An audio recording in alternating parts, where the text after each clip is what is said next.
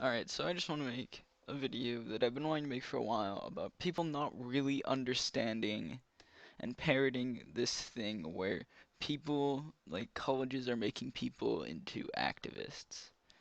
I've heard this thing a lot before, and it's not 100% false, and I would never say that these people are deliberately misrepresenting, like Sorry on Avocado. I don't think he's deliberately misrepresenting anybody here. I don't think that he is being even necessarily being woefully ignorant because I don't think there's any way for him to find some of this information. So the reason I want to bring this up is because basically the current thesis that a lot of people have been spouting is that, you know, these kids are perfectly normal and then they go to university and then they're just like batshit crazy feminists after that. And it certainly would appear this way if you didn't know where it came from. And so I'm going to break it down kind of from the beginning.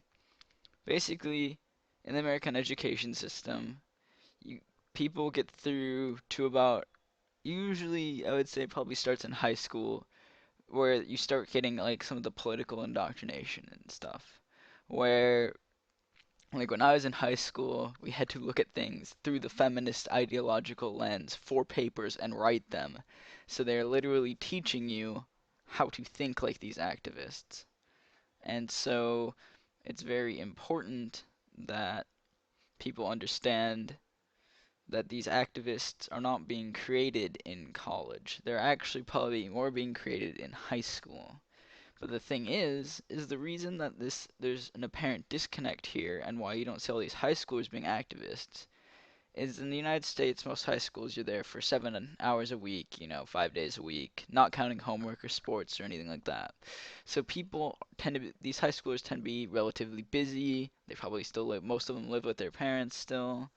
They don't have time to go be activists, and they also don't have the resources to go be activists, and there might not be other activists in which to go be activists with.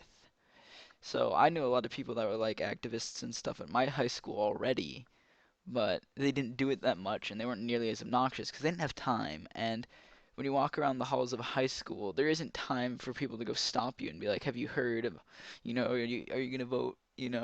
Sign up to vote." There's not people that are like running into you asking you to join their club or whatever, and that just have time to kill. So essentially, you create these activists or at least prime them to be activists for college. Then what happens is now that they already have all the ideologies in ready and they've already basically been indoctrinated.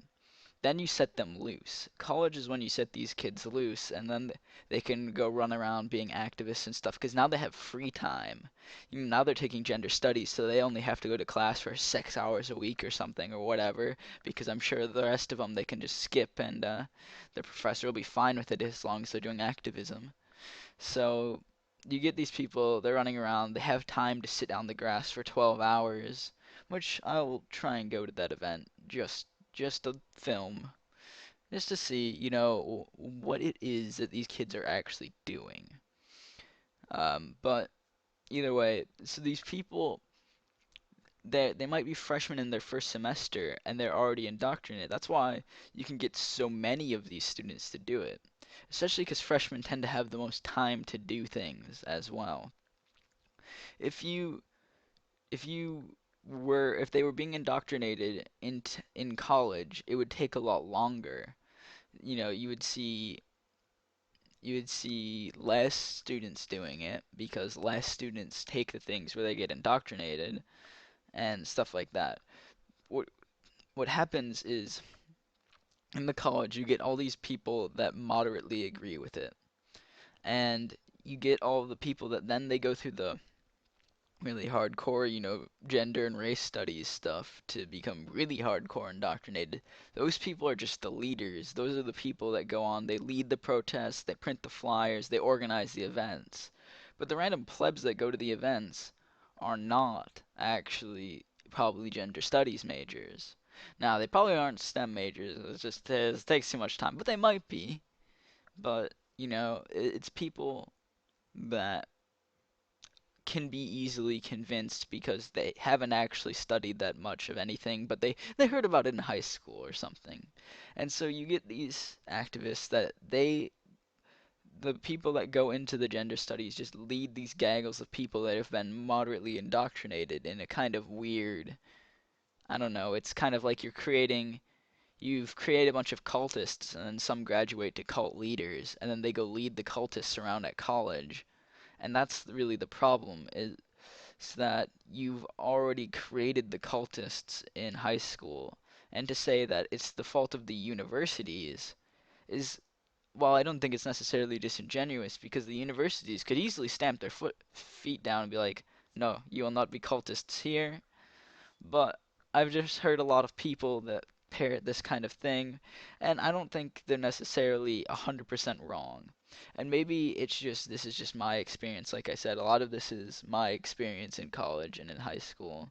And, like Sargon has not been in high school recently, so he wouldn't know unless somebody told him. So that's why I want to just kind of inform these people that it's not 100% accurate to say that it is the fault of these colleges. Where the fault of the colleges is capitulating and not putting it down.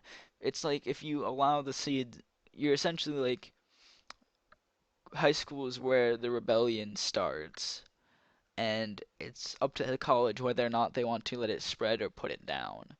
And while I don't think that the college can easily say, yes, you will just quash this rebellion or whatever.